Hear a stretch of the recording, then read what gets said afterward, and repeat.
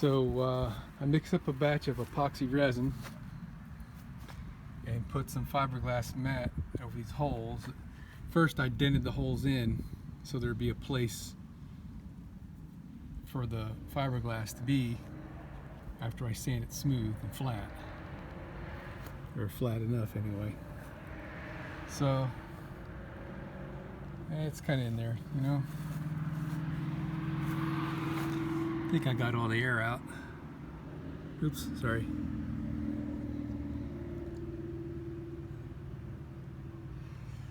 So I guess in about an hour that'll be cured.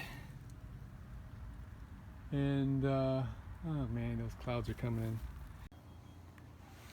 in. Okay, another change of plans. We're giving up on painting that piece of sheet metal with the messed up paint on it, or repainting it, I guess I should say, because the weather's kind of crappy, and once I paint it, then it's gonna have to sit around and dry, and I don't know. The epoxy resin on the other side of the bus is curing up pretty quick. It's already hard, but still a little tacky, so that needs a little bit more time. My focus is going to be to work on that so I can hurry up and get it painted so we don't have to worry about rust. But in the meantime, the sheet metal that goes in the front on that side is this piece. And this is where the aluminum compartments go, and I decided this is what I want to work on. So I've got to cut this along that line all the way to the end. And I have been using the carborundum blade on my table saw, which works, but it makes the metal warp when it's cutting because it gets so hot. So I'm going to try using the jigsaw with a metal cutting fine tooth blade. I've got one blade for that jigsaw, which my dad gave me, which is kind of cool. I really like this style of blade too, by the way, because all you do is stick the thing in there. See if I can do this with one hand. One hand and one eye. Right? And you push down on this lever, and that's it. It's locked in there. It grabs the blade by those nubs. My other jigsaw, the one that I've had for years, is designed to work where you tighten a screw down on the side of the blade right here. They never seem to hold well. So this style here has become my favorite with that. Who makes that? DeWalt. I don't know who invented that style of jigsaw blade mount, but that's far superior. I absolutely love it. Bing, it's in there. Although when the blade breaks up in there, it's a pain in the ass getting it out because you kind of can't hold the latch back. With the other ones, it's got the screw in the side. You just loosen the screw and turn the jigsaw on, and it spits the blade out. But yeah, you gotta be just careful with that. So I'm gonna put my earplugs in and see if I can cut this line fairly straight. It'd be great if it works as good as I hope. And then we'll have this cut. And this is, how long is this guy? Let's double check, just for fun. So this is about 60, which is 5 feet. And I've got about 13 feet, a little less than 13 feet of aluminum compartment space over there. So take away the 5.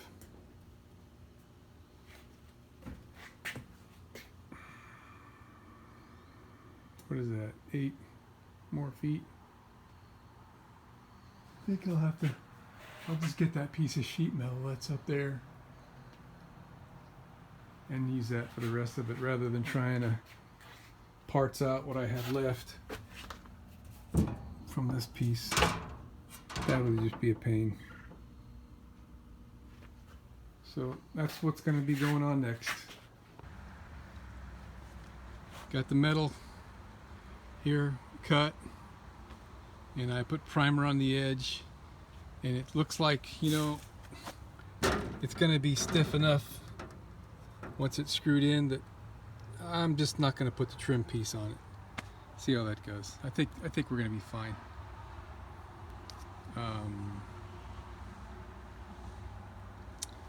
I got all these guys fiberglassed up, and I sanded it down with the belt sander just a little while ago, and I smeared this glazing putty all over the top of it. It probably would have been a good idea to put a coat of Bondo first, but I don't have any. So we just put the glazing putty, and we're letting that set up nice and hard. And I think what I'm going to do before I sand down the glazing putty is apply a second coat, especially right here. I forgot to mix up the tube, and it was coming out real runny, and it didn't really get good coverage. I removed this ring, and I pounded it straight where it was a little bent up over here. And I ground down some of the sharp edge on the body panel at the edge down there, which I don't know if it needed or not. I sprayed undercoating before I installed this piece back, so we've got a good corrosion preventative in there. I'm actually getting ready to get some mineral spirits on a paper towel and wipe off the excess. What else? Oh, I got this piece all cleaned up, primed and painted, and actually, I guess you can kind of see this lower right corner, there was a damage in it, so I welded another piece in there. It's a little bumpy looking, but we can put some glazing putty on that after it's installed to smooth that out. The edge of this guy already had these holes in it, and that was one of the reasons why I decided I want to use that angle trim to go around. I could cover those holes up with it, you know, up that side, across, and down with the 1 1/4 angle. But you know, I don't really think it's needed. It'd be kind of cool, I guess. But so anyway, I cut a piece of that 1 1/4 angle to bolt onto this, because this thing here is just looks like flopping in a breeze at the bottom. So that's what this guy is here, and he's drying up. Let's see here. I think we're still tacky. Yeah, it ain't gonna dry up enough tonight to handle. So that's why I think I'm done for the day. And then this piece has an angle brace that screws into that hole right there, which is this. That's the hole that mates up with what I just showed you. And this part here angles up and attaches to the top of the bus on the floor beams down there to give that whole piece right in front of the tire rigidity.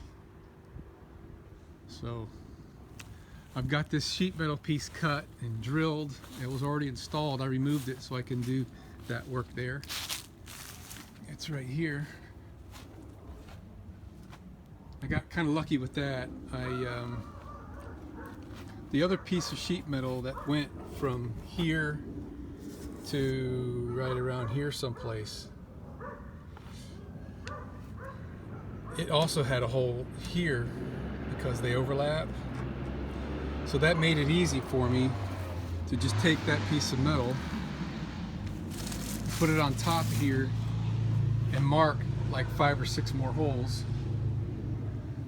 And then where I got lucky was continuing this screw spacing right here avoided all the existing holes that were in this piece here already. So I didn't have to try to come from behind these and mark the metal and all that to line up the holes. So that was lucky. That was good. All that worked out really well. It looks great with it installed. I can't wait to show y'all. Oh yeah, I got to do something over here. This used to have a rub rail across all the way up to the original 5-foot compartment that was there, which obviously is not going back.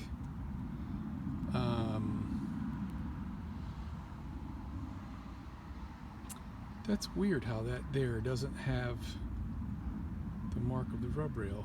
Wonder, did they put the wrong piece in here? No, that's the right one, and all the screws line up.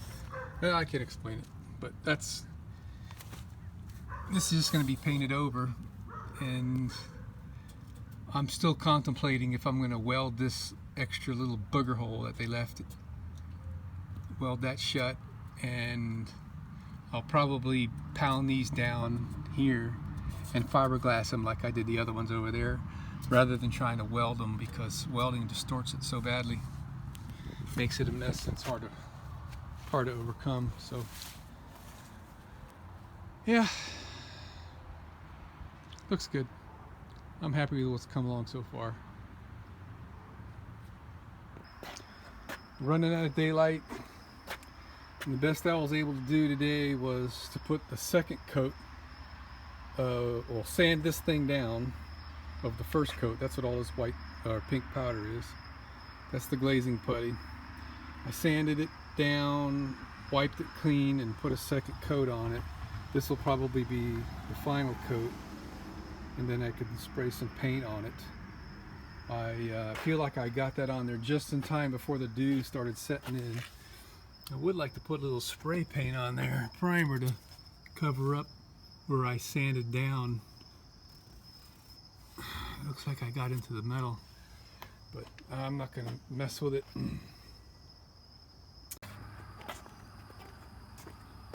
Good evening.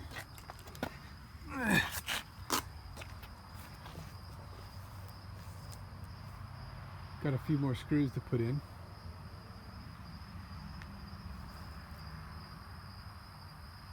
How about that, huh?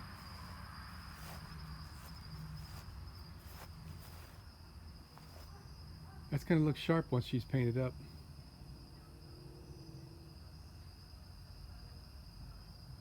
Yep. So I got kind of lazy, and right there and there's 4 holes that, by all whatever, I was gonna dent them in and fiberglass them and go through all that, but instead I just put rivets in them. So the holes are filled. It'll be alright, man. It's a school bus. We're looking pretty good here, man. I'm thinking I'm gonna put some sealer in these seams. Maybe, maybe not. Just to kind of help. I don't know. Oh, look how nice. The gnats are sticking to my paint job. I guess the revenge is they're dead. But I was struggling with this thing right here. This trim piece around the wheel. This thing had an accident. It's caved in right in this area here. Jeez, I can't hold this thing. Yeah, right over here. This area here is caved in. It's got dents in it. All this was beat up. This thing was whacked out of shape. And the back side of this, these holes are like just barely in the edge of it. So whenever it hit whatever it hit, it ripped the side of the hole out. Like if that was it, it just ripped out. But that bottom one is in there.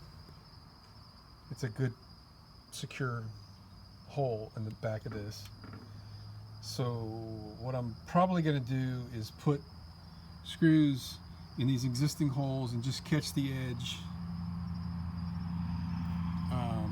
the best I can with washers on the back, you know what I mean, and put a couple of screws halfway in between but closer toward the left, so the screw's actually catching something. I only need a couple of them there. Around the top it's all good.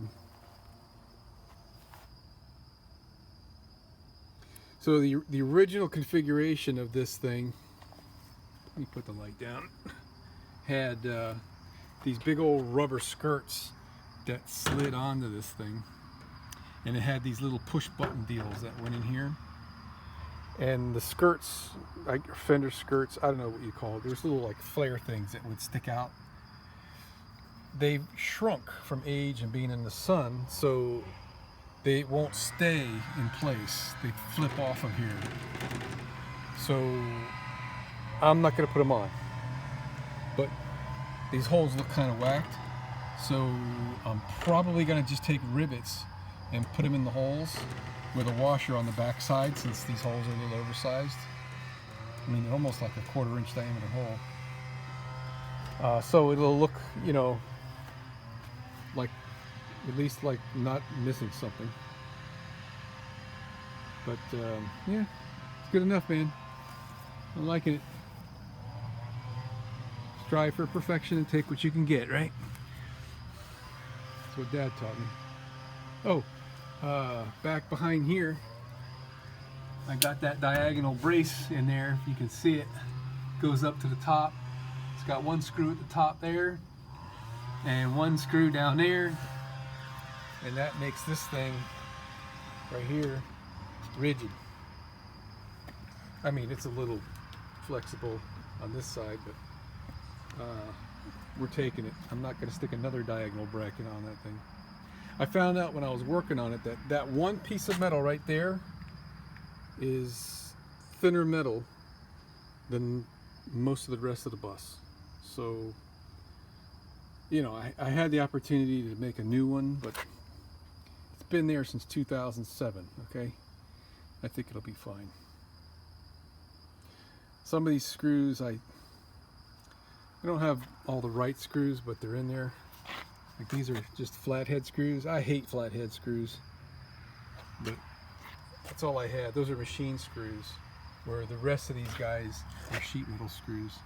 Since that was going through that piece of heavy gauge angle that's supporting it, I couldn't put a machine sheet metal screw into it very easily. I didn't want to fight with it, so I decided, well, let me put screws and nuts on the back. Ended up drilling it too close to put nuts on it, so I threaded it. I tapped the holes with threads and just screwed the machine screws into that piece of metal, and it's in there. I think what I'm going to do is order a box of screws. I was originally going to just rivet this thing on, because that's how it was originally, but the rivets don't really hold that well. So I'm going to buy me a box of screws and lock nuts and put screws all the way around on that. Get some nice round head Phillips screws that'll look like these. And then I'll also, these are number 1024, so I'll just get some Phillips head screws for that. Oop, there's my awl down there, I gotta get that. So, some garbage. If you didn't notice, I moved the bus over about 6 feet, 5 feet, so I could work and not laying in this dirt when I have to crawl underneath there. So that's helped a little. I really can't pull up any further. I've only got a few feet to the house, so I have to deal with this little bit of a dirt issue there. I was up under there a while ago, so that's what why the cardboard is over there toward the left. But that's it. All right, good night. Thing down. Along with the rivets, I used my Gorilla adhesive, construction adhesive. Hold on. Right there. Gorilla from Home Depot. The stuff is very, very easy to work with, and I think it's a very superior product. Let me put the lid on this thing before it dries up. It's already dried up in the nozzle from the last time I used it. Let me get my paper towel over here. When I use a paper towel that's saturated with mineral spirits, I don't put it in my garbage can in there because it stinks up the whole garage. So I just leave it on the floor, on the ground outside for a few days, a day, whatever. So, yeah. I was doing this in the dark. That's good enough. Oops, sorry.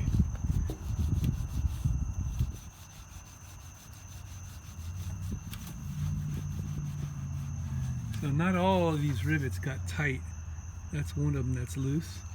But when this construction adhesive cures underneath it, that one's loose too. It's kind of tough holding the washer on the underneath side.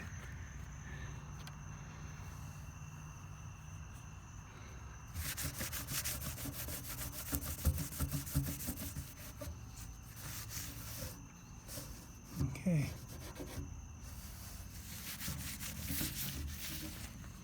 I'm good with that. So now, I mean, it's not much, but at least it doesn't look, you know, with those empty holes like it's missing something or it's unfinished. Right? Somebody comment and tell me what you think.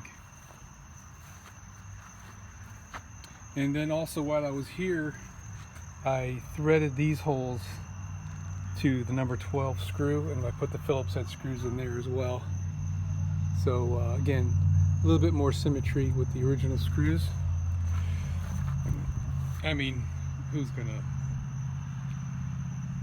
even care? But number 12 was the right size screw for me to use it here. That's the size of the holes that it had. And I'm really happy with the way that turned out. All right, so now finally, I think it's safe to say, except for the door and except for putting that last piece of sheet metal along the bottom of where these new windows are going to go in, I think this side is done completely.